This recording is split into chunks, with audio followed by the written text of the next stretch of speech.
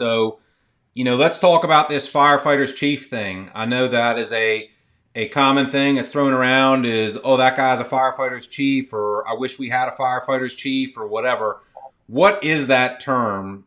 What does it mean? What does it not mean? And I think, like a lot of things in the firehouse, this stuff starts at the floor. It starts with the guys on the rig and the kitchen table. So I kind of want to start with our company officer perspective here, and what's the word on the street? What is this Firefighters Chief thing? Well, it's a couple things. Very importantly, it's a chief that always keeps the main thing, which is, at these fires, there's, Halligan bars and hose lines are what's going to put them out. So chiefs that understand what it's still like to ride the tailboard or to be the company officer that can help design fire trucks and turnout gear, equipment, things like that. They're staying engaged. They understand the struggles the guys are going through at the calls, whether it's plans or policies that aren't quite fitting, and still are willing to get out there and do the dirty work with the guys, train, stay engaged. Yeah, I mean, I guess, the easy thing you hear when we ask this question in classes and stuff is like, well, firefighters, they don't forget where they came from. But, what's that really mean? You know what I mean? I don't know. Floyd, you're kind of another fresh perspective, I guess. 10 years on the line as the senior battalion chief in the in Harrisburg Bureau of Fire. Now the deputy chief of training. And I guess you've been the deputy for how long now? And I mean, how's that transition been? And what are you feeling now? I almost have my first year, and I'm coming up on my first year. That was really quick in completing that. And I got to tell you, I think we talk about that fireman's fire chief. I think we have an image, right? I think we all manufacture an image in our mind of like this salty older guy who's still fighting fire, crusty helmet, crusty gear, still willing to work. And I think some of that is good, although I will argue that the fireman's fire chief really, I'll explain my challenge. We talked about this earlier. My challenge as a deputy chief of training is, obviously I'm very training oriented, right? I'm in combat ready, state instructor, I'm traveling, I'm trying to speak the good news. I believe in training, but it's challenging. When I'm planning training, the one thing I very seldom get to participate in is training, which is odd, right? Because I'm always working on what's the next event. I got to go. I have a meeting. I got to go to the community college and set up some logistics. And then I got to get in, check the schedule, make sure the schedule looks right, because the guys will tell you if it's not.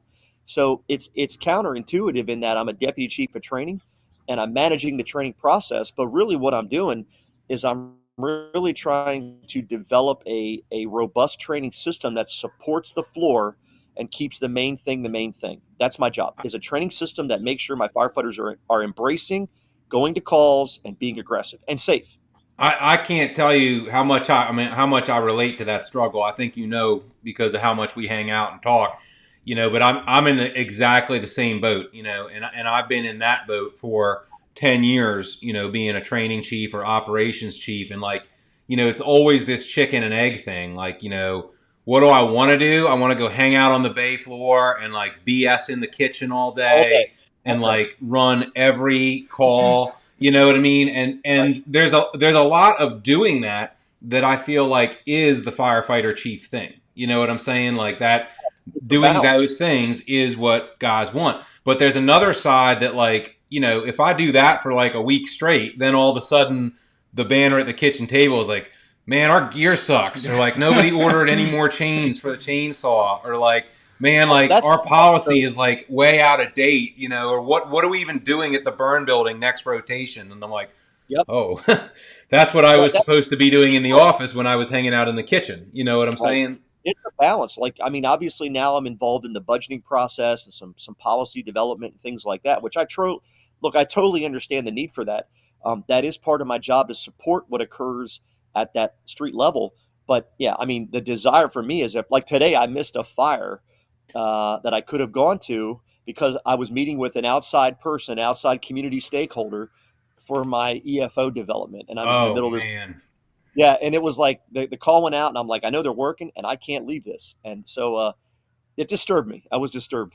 Today I left a class to go to a reported fire. It wasn't a fire, but I did get roped into a 2-alarm something else that wasn't a fire while I was out. But anyway, I feel you. And So for those that are out there that might be in similar positions, and just to share a little bit of my workflow, what I have kind of tried to do is I try to allot the morning for the office and the afternoon for the street, and all of that is subject to interruption by a run. And in my department, my size department where we have about 25 people on duty, and I'm the chief of operations, I am going to run anything of significance when I'm around, to be honest. And that's not because I don't trust anybody. I let all the players do their thing. I don't take anybody's job, but I'm going to come be involved. And but what I mean by that is, barring any emergencies, in the morning, I try to do my office work. I try and do that email or policy or project work or whatever I need to do, except I always try to allot some time at shift change, right? So, if I can get to the firehouse by 8, that's when we change shift. And obviously there's a lot of things going on there. And I try to allot some time there just to kind of hang out, just to talk to people, just to see what's going on before I get into my thing. But after lunch, I definitely try to be out more on the street. And that's when I'll run calls that I wouldn't normally run. Like I wouldn't normally go to your average automatic fire alarm or your average inside gas leak or things of that nature. But when it's time to just be out on the street, catching up, if one of those runs comes out, and I'm in the area, I'm going to go just to be involved, and just to keep my eye on that and just keep my hands in that kind of thing. And the other thing I'll try and do in the afternoon is go out and visit some stations, go to the different firehouses, or try and go out and catch guys doing drills, or whatever. But that's kind of how I try and balance that a little bit. Do you do anything similar, Floyd? Or same flow. So in the morning, kind of my workflow for the day, get downtown a little bit before 8, get in, check my email, see if there's any paperwork on my desk, any paperwork I got to slide left or right. And then, get that complete. And then sometime what I'll do, I try at least twice a week to get out of the firehouse. I'll go to one of the 3 firehouses, set up my laptop, get out my phone and make that my portable office, stay in the firehouse, have a cup of firehouse coffee, talk with the guys, take a look at the rigs, make sure that, they're maintained, we're looking right. And, again, I won't go to the automatic fire alarms unless it's a second call and the battalion chief is tied up. Then I'll take that in as the officer. But I really do try to put some time on the street because I think it's so imperative that the troops need to see the chiefs, right? They have got to see you out of the ivory tower, right? They've got to have that contact. And even if it's to voice a complaint or a concern, that's my job to hear that. I might not be able to address it. I might not have an answer, but it's my job to hear it and then maybe carry it back to my peers and say, hey, I had this issue. Can we talk about this and see if we can resolve it? So I really do kind of try to play the middle field. I'm like a pseudo second battalion chief, but I'm not a battalion chief. So it's tough. But that's what's allowed me to stay in contact with the street.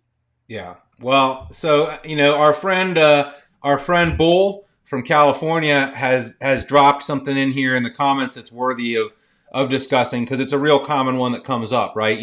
That's kind of the two things. Like if we ask in one of our classes on the street, hey guys, what's a firefighter's chief? Probably the top 2 answers that we're going to hear are they don't forget where they came from, which is kind of what we were just talking about a little bit. And they let the firefighters do firefighter work. They let the firefighters be aggressive. And what does that mean? Then I feel like that's kind of a two-way street. So, you kind of want to start at the company level again. What does that mean when we say let the firefighters do their job? Yeah, you want to have the confidence from the chief and be allowed to do stuff. But at the same time, I would say you also want to, you want the coach to tell you when you're doing something stupid too and reel you back in and go into like what Floyd was talking about, getting the runs in, and getting out there and seeing what the guys are doing and being able to correct action, but also reinforce good action, right? And I think that's lost a lot of time with chiefs is like, the adage from the floor is like, oh shit, the chief is here. What did we mess up? Mm. And it's kind of twofold to get that buy-in is you kind of got to reinforce those good habits as well as, doing the hot wash where you say the positioning is wrong or whatever it is to get those guys to see the firefighter chief, right? You can't just always be putting them down. Yeah. Well, what do you think, Floyd? What do you think about that? Let's go back. I think that when we say that terminology, he forgot where he came from, that's a double-edged sword, right? Because sometimes firefighters will use that excuse when we say the word no. When we say, no, you can't do that, or we're not going to do that, then they'll use that as a defense and say, you forgot where you came from. The reason I'm saying no might be exactly because I know where I came from. And I can't allow the organization to do that, to protect the organization, or I can't allow that to happen for your safety. So there are times, a chief, where I'm going to have to kind of be that guy and say, no, we can't, we're not going to do that. Well, and if the chief is engaged in training and stuff, there shouldn't be a ton of firefighting stuff I want to get away with. Yeah. You know, if we're usually it's the admin stuff they want to get away. Yeah, with. if we have a good relationship and we all buy into the plan and we're all kind of reading from the same sheet of music, so to say, there shouldn't be a whole lot of crazy firefighting stuff I can do, and that goes back to what we were talking about, is keeping the main thing the main thing. Well, but this whole thing about letting firefighters do their job on the fire ground, letting firefighters be aggressive, we're all about that. It's on the slide. You know what I'm saying? But I think something that a lot of people don't process is like that's a two-way street. Like I think a firefighter's chief wants to have guys that they can take the leash off of, that they can let go do the job. They don't have to micromanage. They don't have to worry about what decision they're going to make. Because I say it all the time, like nobody wants to be the general of the army that lost. You know what I'm saying? Like nobody wants to be in command when we burn the block down. We want to be in charge of the successful operation. So, we want aggressive, talented firefighters that are going to go out there, they're going to make good decisions, and they're going to solve the problem. But that is definitely an earned thing, right? And, so it's the responsibility there is definitely on the fire officers and on the firefighters, like to build that reputation where nobody feels like they need to look over your shoulder, right? And if you're out there doing dumb stuff on a routine basis, don't expect you're going to have much trust when it matters. You know what I mean? And go ahead, Floyd. No, as a chief, right? As a chief, what I think my philosophy is, if I have a well-written set of policies, right? And I'm sure later on we're going to talk about this centralization, decentralization. If I have a well thought out set of policies that are written in a somewhat decentralized fashion, like I really thought through them and had them vetted, and then if I add that with a training process that really builds in critical decision making for my company officers, and and following discipline to follow those processes, it takes a tremendous amount of work off of me as a chief, knowing that my product, when I push it out, is probably going to be really effective and it's going to work really well. Well, you hit it 100%, and Bull just brought it up again in the comments. Is I say all the time that if you're a leader, in any kind of leadership position, whether that's a captain leading a company or a chief leading a department, like I don't need to hear about you. Like I don't need to hear about how good you're doing as a leader or how good you think you're doing as a leader. I just need to go look at your people, right? And if your people are disciplined, motivated, talented, aggressive, then man, they must be working. Floyd must be a hell of a chief if this is the guys that work for him. You know what I'm saying? Like, I think that there's no better indicator of the quality of your leadership than the people that you're leading. And so, Bull makes a great point there, is that it's the iceberg analogy that we always talk about is, the 5% of the iceberg that floats above the surface. That's a lot, a lot of times that's all people see. But really, what's making that stuff above the surface float, what's making the fire ground float is what happens in the office, on the bay floor, and on the drill grounds beneath the surface, getting the department and getting the members ready for that. You can't just want to go to a tough fire and be a great department. Like that takes, years probably of consistent work to get to that point. Yeah, you're looking at deep subjects like the cultural engagement, the buy-in towards a mission that the whole department believes in consistently, right? And I think when you look at the training processes of building in stress inoculation, that people are working at a high performing level, that you've got look even in my department, every department, I think anybody online right now would agree, in your department you probably have some companies that don't want to train and some companies that do, right? You've got some companies that you can barely get them off the lounge chair. There's probably a real low performing threshold on a fire ground for those groups when they go out. And then you've got some companies that they can't train enough. And then when you watch them work, it's like watching a well orchestrated football team run a play, and you're like, man, that was impressive. And the hard part is getting getting people to kind of move that direction. As a training officer, I really try to get people encouraged to enjoy training. And that's a challenge, man. Like there's obviously I really like training, and there's some people that I'm not gonna encourage enough to take this seriously. And then like many fire departments out there, they learn the hard way when it's too late that they did not invest up front enough. And by that, you can't replace the person that we lost, right? It's what's done is done. I'm just trying to, for me, I just want to make sure Harrisburg Bureau of Fire is not that next department. That's my goal. I think that's killer. And we say, when we use the term the main thing, keep the main thing the main thing. Chief said something to me 6 years ago when he came to Salisbury. He said, you're either going to fires or getting ready to go to fires. And Yep. that's what you're doing. And I think that's what we're all trying to do, whether you're, the shift battalion or the probie. That's your job that day, is to go to fires and get ready to go to fires. Kevin, right before we came on, you brought up a really good point. And you were talking about the criticality of kind of that middle chief, that battalion chief, or the shift commander, whatever you want to call him. You brought up how important that's the guy that's got to make it stick, right?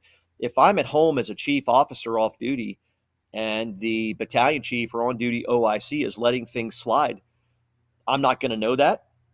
And the department's going to suffer, maybe have a catastrophic failure. But that's the person that I need to be most bought in to making us a high performance organization. And that's only going to happen if we have FaceTime where I can encourage them and say, hey, look, these are the expectations of the type of things that I want to see, right? If we don't do that, even that middle chief can get lost in the mix. Oh, 100%. And whether for us it's a battalion chief, and for combination fire departments it could be a company officer or whoever's there that day, but 100%. And it's you running those calls even when they're nonsense, and having that FaceTime and saying, oh, look, the positioning is great, or we probably could have done the positioning better here. Why did this truck do that? Or having those conversations and driving it through to the people that you say are going to be there leading the floor every day is so important, so critical for the admin chiefs. The other day, Nick, you posted an image of after action hot washes. Yeah. And right there is a key point. If you're a battalion chief or shift commander, look, I know it's tough. You get the call done. You want to get back to the firehouse, get a hot cup of coffee, go back to dinner. I get that. I've been there, right? I understand that. Take those few minutes and capture some learning, man. Like, looks for something construction. There's always some improvement. Take 5 minutes with the company officers and just chat about anything. 100%. And if you're not, I mean, you're just missing so much. And what you said is so right. Like, everybody sits around and wants to go to a work and fire today, and then we get to work and fire, and by the time like fire's knocked down and we call under control, everybody's like checking their watch, like, when can I leave? You know what I mean? And in many cases, it's been days, weeks, or months that you've been like jonesing to get on this fire ground, and now here you are, and you're trying to get out of there as quick as possible. Right. And I know the fun part is cutting the roof, searching the room, and stretching the line. And once that's over, it loses luster because you have to pack all the hose. But so much of the most valuable observation and conversation comes from just hanging out there just probably a little bit longer than you think you need to. You know what I mean? Just like when you feel like, okay, I can probably leave now, stay 5-10 more minutes. Go look at a couple more things, go talk to a couple more people, because your company probably played one vital task. Maybe the truck company was on the roof and had a different perspective. So get up on the roof with them and say, hey, what'd you see? Show me what you saw. And get that other company perspective or another officer's perspective. Maybe you thought your engine did a great stretch. Maybe the other captain on the other floor had a suggestion. Hey, guys, try this, right? Take the moment. There's a couple things I try and look at on any fire before I leave. And so I can't look at the size ups, but I heard them on the radio. So I'm thinking about those. And then I want to look at the apparatus positioning. I'm going to see how our water supply looked. I'm going to see how our ladder company position looked. I'm going to see, are there companies in the way that shouldn't be in the way, that should have staged a block out or something like that. I'm going to take a lap of the building. I'm going to look at all four sides of the building and just kind of get an idea of what I see there in terms of, everything, of course, from construction to fire, fire movement, stuff like that. Then I'm going to look at all the interior positions. I want to look at the hose line stretch. and the hose line placement, see how that kind of looked. Look at any doors that were forced. Like, even though the door was already forced, like if you've been around enough forced doors, you can kind of look at them and kind of get an idea. Like, okay, if it was secure, what would we have done? Yeah, how did this go? If they forced it, like, how did it go? Did it go well? Was there a lot of obstacle? What technique did they use? That kind of stuff. Like you said, ventilate. If they cut the roof, I'm gonna go up on the roof and look at the hole afterwards and just see how that went.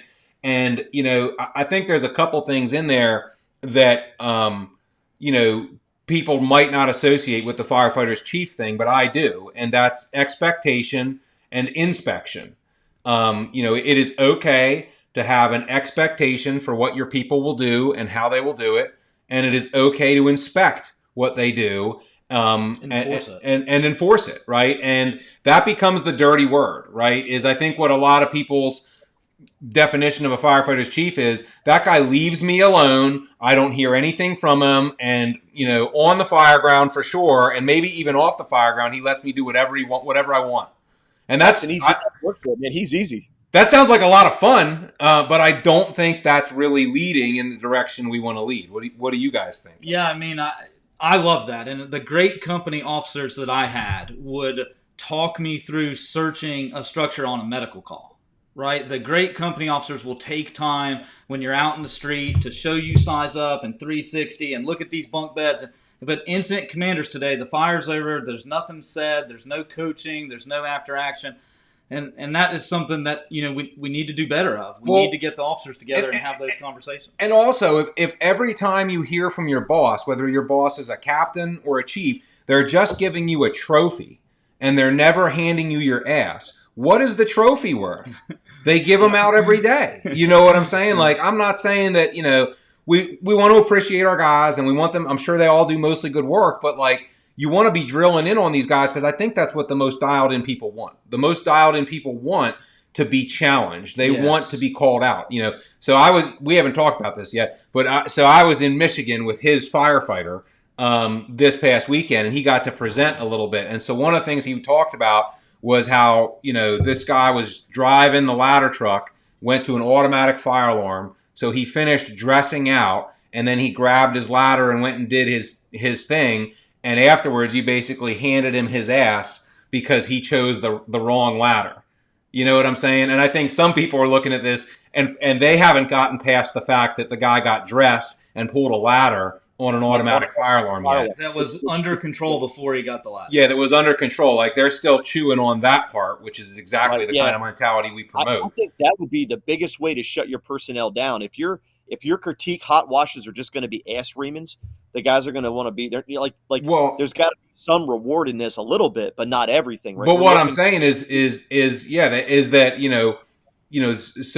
Burgess was basically telling this guy, hey, look, this is not the right ladder because of this, that, and the other thing. And some people would just be so happy that this guy brought a ladder. But I mean, the point is, like, if we're really dialing in, it should be the right thing, right? And this, that egoless environment that, like, if your head is really in the right place, you don't take it as a butt chew, and you take it as a dialing in. But it's to improve the system. Yeah. Well, and like Chief said, motivated people want to be challenged, right? So, if you have someone who's killing it and they're, you never give them anything. And I'm all for positive reinforcement of good behavior, but if, your best people never hear anything and they're starving for, give me something, teach me the next thing, I want to do better, you have to offer that as well. There is, the delicate balance of the positive reinforcement, but also the coaching, leading, and developing. Yeah. Well, and to be clear, he was very happy you did that, because I think when you have these young buck go-getters and they go to a fire and they come out and they're all sooty and they're happy because they went to a job, and Chief Wise, how did I do? And you give it, if you give them the fire went out and everybody went home, so good job. Like, they're like, I hate so much. I mean, they're just astounded. And they're like, you don't have anything for me? You don't have anything that I could do to perform? And of course, there's the old compliment sandwich. Like, give them a couple things they did great. Our young firefighters today really do appreciate that feedback. I think they're more feedback driven, both positively and negatively. I don't want to be negative feedback like you're screaming at them, but they're like you said, they're more open to that suggestion and guidance today, and that's our job. if you're a company officer, your job, one of your main jobs is mentorship, man. Leadership is mentorship. Same thing. If you're a chief officer, your job is to work with those company officers and mentorship. My job as a deputy chief is to mentor my battalion chiefs as much as I can. And we talked on break when we were starting. One of my things I want to implement is a command level development so that I can mentor expectations for people before they get thrust into being responsible for people's lives. Yeah. Yeah. And I think when you're having these conversations, like, the more detail oriented that you're getting to be in hot washes or after actions or whatever, the better indicator that is of how much good prep work you did, right? Because forgot to bring the ladder. Yeah, well, there are some there's some Get the right ladder. There's some hot washes that if anybody's ever seen the movie Roxanne, can relate to. That the guys are like, guys, this didn't go so good. I think maybe next time we ought to bring the fire trucks. This guy bring a 10-foot loft ladder to a third floor window or something? Yeah, but when you're at the hot wash and you're like, look, man, you selected the 28-foot ground ladder, and I think in this situation the 30-foot ground ladder would have been a lot better. You know what I'm saying? And that's maybe a false analogy, but when you're like diving in the details over 2 foot of ground ladder, or like getting into some niche stuff, I mean, when you're able to hone in on that kind of detail, that shows you how developed and high caliber you are, because you don't have to remind everybody, to wear their helmet when they get off the truck. But the other thing to go along with that is to be that firefighter's chief, you can get away with being more direct, right? I look at it, I try to be very developed in basic firefighter skills, and I try to be very engaged on my company so that when I need to, I can be more direct and more disciplinary, for a lack of a better word, to my people, because they go, he gets it. I think that's a huge thing, and you talk about building credibility. Credibility. Yep. Yeah, 100%. If I was a chief that was never out, right? Like I haven't stretched a hand line in 20 years, right? And then I'm going to come to Nick and I'll say, Nick, you stretched that 200 foot, that looked like crap. You're going to look at me and go, well, when have you stretched a hand line since like 1971? Like, right? There's no credibility. Exactly. If nobody sees you for 6 months and then you come out to a fire and you're like, you know what, guys, I think the tower ladder, the turntable, the tower ladder could be a little bit more forward. They're like, who the F is this guy? Right? I mean, when was the last fire you were on? Like, when was the last time you drove this? You know what I'm saying? Yeah. So I think that's huge. Well, so how about this? So we're talking about all these things that are this firefighter's chief stuff. What is not a firefighter's chief? And let's not just go with like, okay, the opposite of what we've said. Obviously the opposite of, forgetting where you came from and micromanaging your firefighters would be bad. But I mean, other than that, what kind of behaviors are not the firefighter's chief stuff?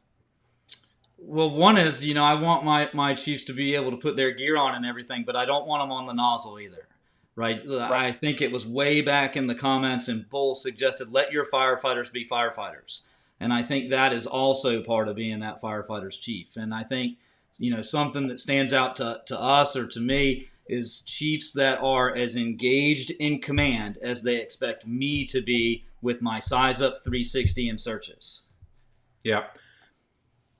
Go ahead, Floyd. You look like you had something to say. So I'm going to throw out the term micromanagement.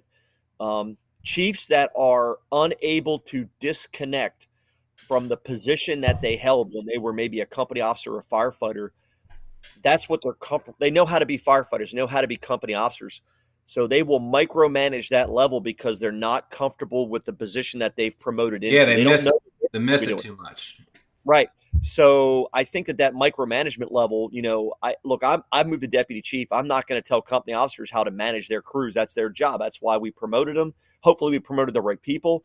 That's why we train them correctly. That's why we give them their extra, $2 an hour, whatever they earn. Yeah, right. Be the company. Show me what you can do. I'm going to give you some ground rules, and then you show me what you can make out of that. I think those are all great points. And I think that the soup can get muddy pretty quick, because it is easy to think that like the firefighter's chief thing is like, I get my 3/4 boots and my long coat on, I throw on my tin helmet, I'm in there next to the nozzle, screw all this command stuff, let's just, fight fire, brother. And, I think sometimes people think that's what I do, because there's a lot of pictures of me and dirty in an air pack. But the reality is the way our system is set up, a lot of times I am the second arriving chief officer on the scene. And so even though I am the ops chief and the battalion chiefs technically report to me, we don't run a system where I'm going to come on scene and take command from them, right? We operate under the idea that, Kevin's an acting battalion chief. Like, he either is or is not qualified to be in command of a fire. If he can be in command of a fire when I'm not there, he can certainly be in a command of a fire when I am there. So if I show up and he's in command, he's going to continue on, and I'm going to take the next position to support him, which in our environment is usually gearing an air pack and taking a forward position either on the fire floor or, one of the exterior positions or something like that. But, in any of those situations where that's what I'm doing, we also have that person at the stationary command post. But, I know, Floyd, we've talked too. I mean, the other thing I don't think that is helpful, I think they think they're being the firefighters chief when they do it, but I don't know that they are, is when another chief officer shows up, you're on the struggle bus as the only chief there as the incident commander, and you really need some command help. And a later arriving chief offers you no command assistance. Is that? Yeah. What do you got? Any thoughts on that? Yeah, completely. In my opinion, unacceptable. Having been there, having been in that position where I have a tough fire, and I'm trying to make order out of that. The one thing I need is someone to help share that burden, right? And that goes back to the reason why we, I guess, we preach that aggressive command.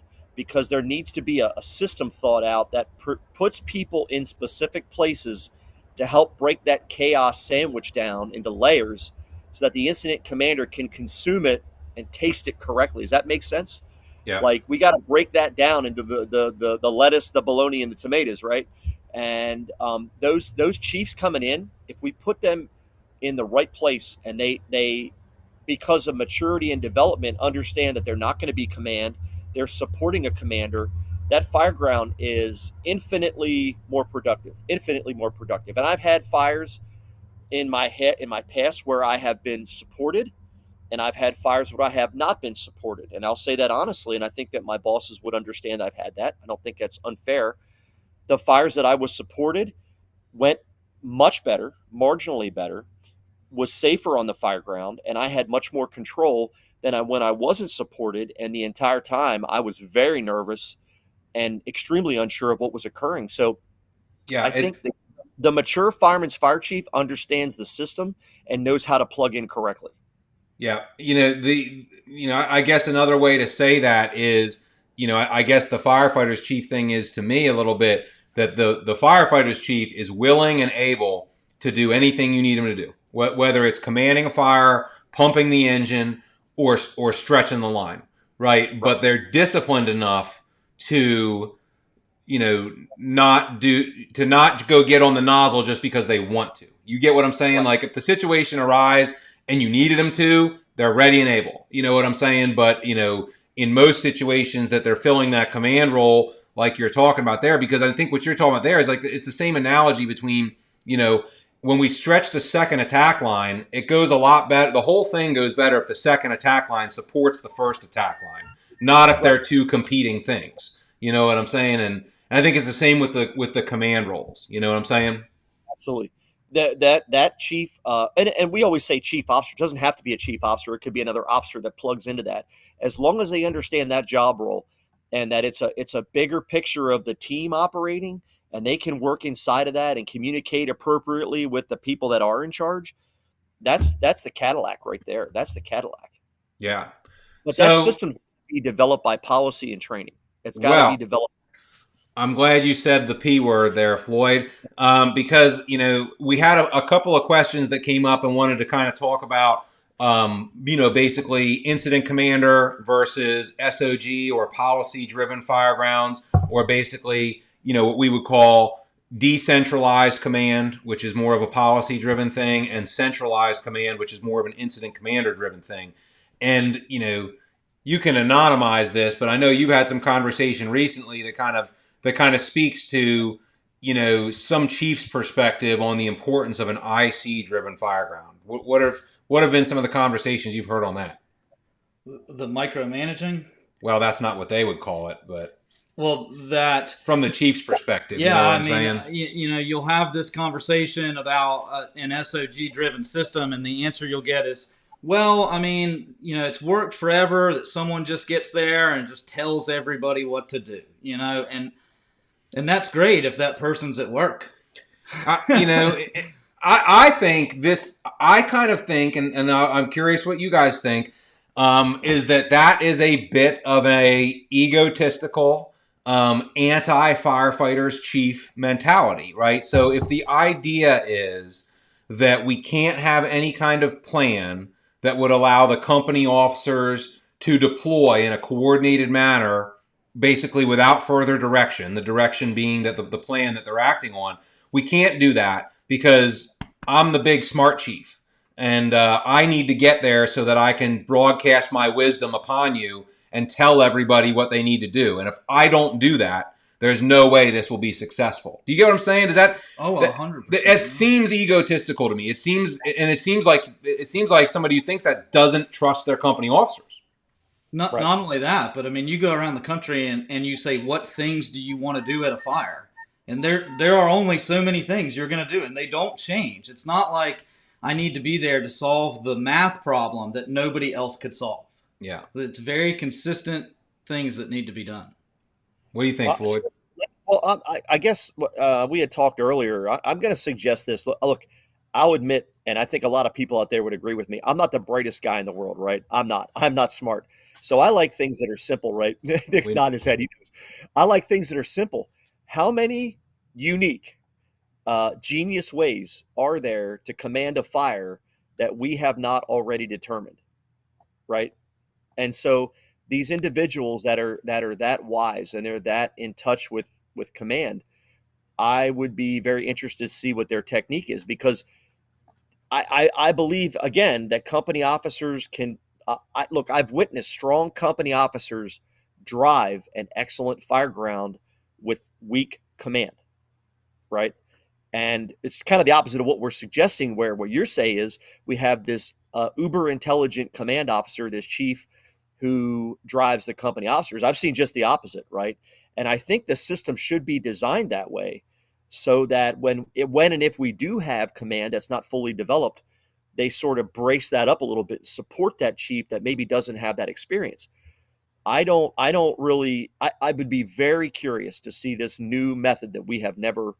I'm always listening, right, for something new. Well, but you see this surface different places. Like one of our firefighters recently was traveling and was talking to a company officer, a ladder company officer in another city far from here, and they were talking about how that ladder company operated.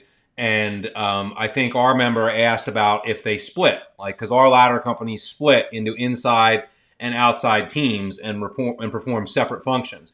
And this ladder officer basically was like, no, I don't let our people do that. And basically the answer as to why was that the officer's like, well, if I'm not there with them, I can't watch what they're doing. I can't tell them what they're doing. And even our firefighter, our young backstep firefighter, read through that, and he's like, oh, he didn't say it to the guy, but in his head he's like, oh, okay, I copy that. You don't trust your people, Well, if that whole thing is true, then the safest place for everyone on the fire ground for the incident commander to be is next to the nozzle.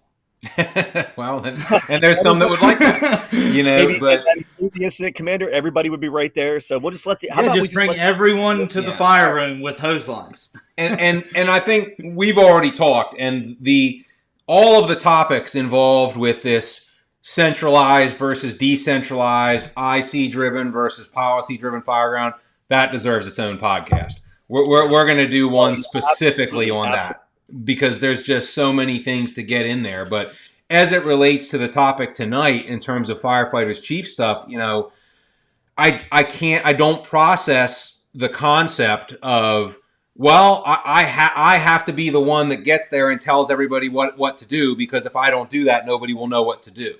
You know what I mean? That doesn't seem hand in hand with developing and trusting our people. I will say this, Nick, when you talk about that fireman's fire chief, I guess, ideally I'd like to see those senior leadership still going to conferences, attending FDIC, even going back to a basic class once in a while, going to do the RIT drill with their people just because they want to refresh, just in case, let's say they end up on the fire floor as a division officer and something goes south, right?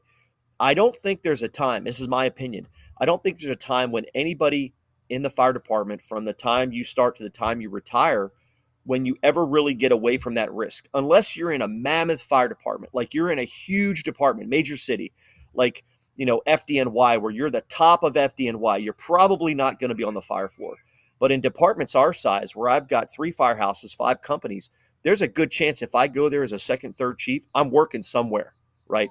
Either at the command post or in the building. So I've got to know whether we're ventilating correctly, whether we're flowing the right amount of water, what wall needs opened up, what does it mean to pull trim? I've got to still be able to do all those things, right? And then you got to be able to walk out next day, show up in the office next morning and talk about budget, administration, policy, and be just as professional. Yeah, and I think, to me, that's why I've always kind of thought, and I've worked in a lot of big fire departments, 30 station plus fire departments, but I've always thought that like the sweet spot is like that. Like if you get above 10, you start getting a little too big, I think, for my comfort, because and that's a personal perspective because I'm in these admin roles now. But like when you're in the 10 or less club, 10 or less fire stations, you can still stay really hands on, and in a lot of cases you have to. And so I personally enjoy that. And I think in our system, it's important because as like a deputy chief, we don't have a second battalion on duty, and we don't have you have that Battalion 2 program. We don't have that. So I am the second command officer. Like I'm not the duty officer tonight, although right now there's a fire in Steelton that I'm missing that I would probably hear go that to. radio in the background. Yes, I'm right here listening. I go to support that chief because I know there's an incident commander in the city, not now in my city, but someplace, that's running that fire by himself until I can get there and say, hey, boss, how can I help you? What floor do you want me? What exposure do you want me, to turf some of that? Yeah, and I want to come back to that because I think that, that's what a lot of firefighters don't understand, is that when we talk about filling out these command positions or like you're talking about, they're going to support that chief who's operating on that fire by themselves right now. Ultimately, it is that support that, keeps those firefighters safe and enables us to be more aggressive in how we're fighting the fire, because we're not drowning in this incident. So, I want to come back to that in 1 second when we talk about, when does good command matter? But, I also want to say, sometimes there's a lot of firefighters out there that do this to themselves. And what I mean by that is there are guys in the firehouse that, basically create non-firefighters chiefs because they force those chiefs to be disconnected, right? There's, in most firehouses, there is always that, friendly banter between, the guys on the floor and the brass, and that's fine and that's cool, and I'm in on that game. But there are a lot of departments out there where there is the Berlin Wall has been built between admin and the floor, or between the chiefs and the guys. And then the guys want to complain about how their chiefs don't get it. And I'm like, well, of course they don't get it. You kicked them out of the club. Anytime the chiefs try and come to the kitchen table, you don't talk to them. Anytime they come to the drill field, you make fun of them or you don't engage them in the drill. They show up on a fire ground, you give them shit because they're micromanaging you, or so you say. You get what I'm saying? Like, no wonder they don't get it. And so I think you got to make sure that if you want to have, those firefighters chiefs in your organization, if you're the firefighter or the captain or the person on the floor that wants that, you've got to invite them into the club. You know what I'm saying? You got to let them come to the party and see what's going on. Otherwise, they are going to be disconnected. You know what I'm saying?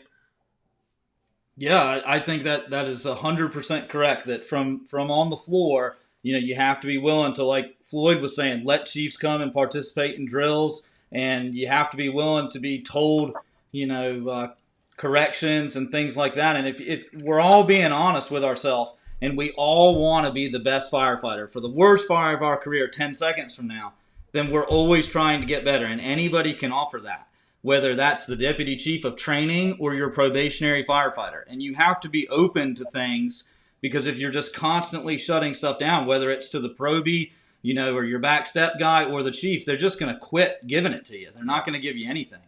Yeah, and I just think it's so mutually beneficial. I mean, even not talking about fires. I remember, we had a water rescue call a couple weeks ago. It was your shift, but I don't think you were working.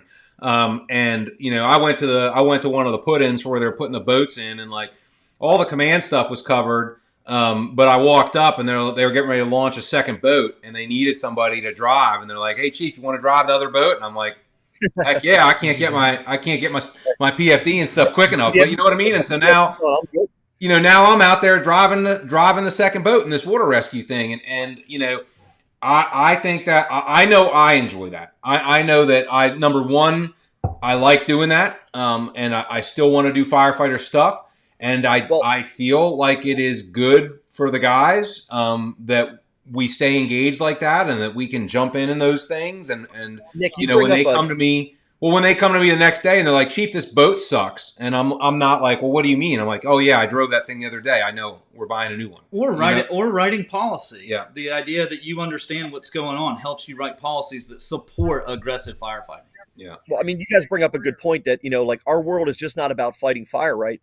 That chief officer has a job in mass casualty. And that chief officer has a job. The command officer has a job in special operations, especially special operations and large incidents, disaster management.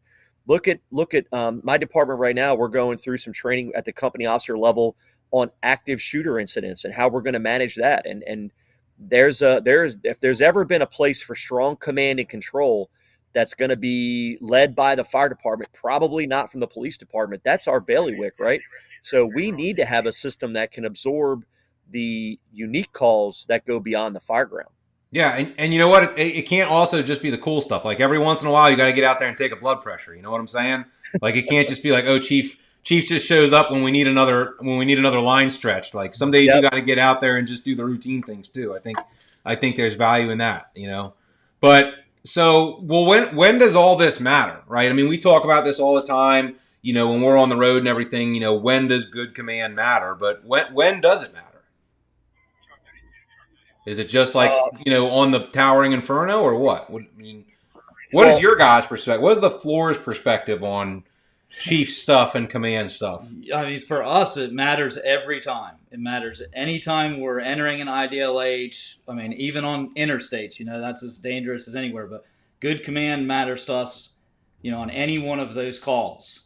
And it's important that it's done right every time. And I always think about, like, I might be on the one-room bread and butter, but if I'm 10 seconds away from a mayday, is good command going to matter then? And what if it's me, And so I need my battalion chief or whatever chief level, command level officer got there to be running an organized, well-disciplined incident for my sake on every one of those calls.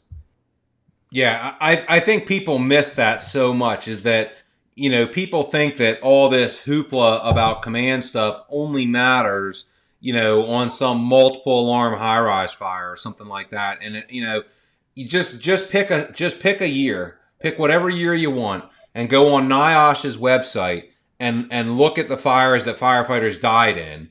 And you're going to find out they're mostly what would have otherwise been a bread and butter fire. Until things went bad, it was a bread and butter fire. A lot of them in residential. I mean, I think that statistic about, 70 plus firefighters that die in the line of duty die at residential fires. Well, like you said, if we're about to have a Mayday operation or a NIOSH report, does good command matter at that incident? I think it does. And, a lot of people just, you don't know when that's going to come. Like, when your phone hits on the old active 911 or pulse point or whatever, it doesn't say, "Oh, house fire with line of duty death. Let's go, guys." You know what I'm saying? Like, nobody goes to that fire thinking that's what's going to happen. Well, the other thing too is you go to those NIOSH reports, and if I die in a fire tomorrow, there's going to be some wonky drill at the regional self-survival skill. But every one of those reports talks about accountability, communication, resources. Those are command level problems, command post location, and like, where is the outrage about are we going to do good command? Where is the fire service's outrage? Because if it was some crazy firefighter school, it would be in every fire 1 and 2 program in the country. Yeah, and that is a great point. I mean that, every once in a while something unique happens, and all of a sudden there's this grand wizard training about like how, all right guys, it turns out what you need to do is, you need to make sure Mars isn't in retrograde before you go inside of a fire, because we had a fire where somebody died and that was what was happening. And you're like, well, wait a minute. The real issue, was these repeating issues of resources, accountability, water supply, tactics, and that just happened to happen in hand with a unique event. And then so all of a sudden we forget about the basic firefighting failures because we're focused on a unique event. You know what I'm saying? I don't know, Floyd, you got any thoughts on that? Or actually, I have to apologize, guys. I've got a jet. There's 2 alarms outside my city. My battalion chief just left the city. He's commanding that fire. So I'm heading in to cover my city and maybe go to a fire. Well, there's a direct flight from Charlotte to Harrisburg. I think it leaves in a couple minutes. So we'll see you there, Floyd. I got to go do the job, guys. Thank you. So, and then there was 2. Yeah. I guess it's just us, waiting on that fire to come in. But, so when we talk about that, we were talking about that good command thing and why that matters. What is the outlook on the floor about, and I kind of asked this earlier, but I mean, what are the guys on the floor? Why do they think it matters? I mean, I know it matters, but why do they think it matters? Well, they think it matters because they want an organized fire ground, and they want resources in place in the correct places so that they can be successful. I mean, no team shows up to the Super Bowl and thinks, man, I sure hope the head coach puts the kicker in as the center. You know what I mean? And they just want organized, disciplined things so they can go. I think Bull hit it on the head. It's like, let firefighters be firefighters. And then I kept reading like, micromanaging is because of a lack of trust and all of these things. And all of them are the root of not solid command, whether it's setting up before the fire or at the fire. It's like this, I have to control everything because no one else can do anything and I don't want to get caught.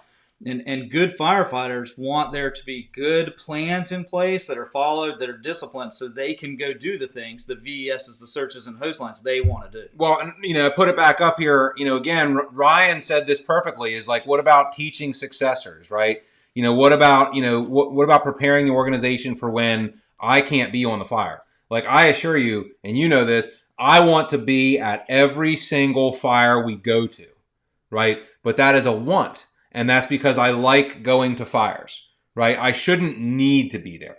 The organization has to be able to function without me. I have to be able to go on vacation. I have to be out of town or whatever. Like, I get it. Yeah, you want to be there because you love going to fires. I get that, right? But, it's just like, I guess it's another side of how we talked about the biggest indication of your quality as a leader is who you lead. I guess the second biggest indicator would be, what happens when you're not there, right? Because if fires go great when you're there, well, that's cool. But if fires are a disaster when you're not there, what does that say? And to me, it kind of says maybe we haven't prepared our people as well as we should have. No, I agree, yeah. So, our buddy Spray 9 also makes a good point. It's easy to get in these discussions and you might listen to it and be pissed off because you're like, well, my Chiefs aren't this way or my Chiefs are this way or whatever they're doing.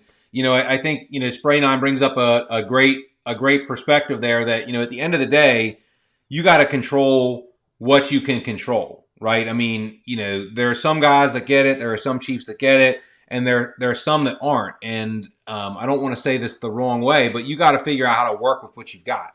You know what I mean? If you've got an aggressive Firefighters Chief that you work for, well, A+, good for you. Have a great time. If you don't, then you've got to figure out what you're working with and how to work in that system to make the outcome happen that you want to happen, that aggressive action.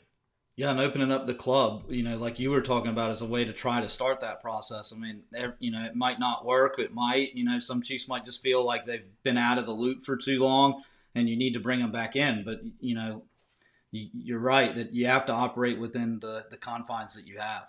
Yeah. So, I think that's some good discussion there on this. We said we kind of wanted to keep this stuff to a solid hour. Also, I'm very interested now in what fire Floyd went to. He works in Harrisburg. I'm sure you can catch that on the Dauphin County Fire Scanner right now if you're curious. But we're going to be doing these again probably about every month. These will be up on YouTube. So if you know somebody who didn't get a chance to watch them, they'll be available to watch as soon as we hit the end button here. But we appreciate everybody jumping on here tonight. If you have some ideas of some upcoming content that you'd like to see on here, or some different questions you'd like us to get into, please jump on our website, combatreadyfire.com, and send them over to us. And until then, till next time, stay combat ready, and we'll see you out there next time.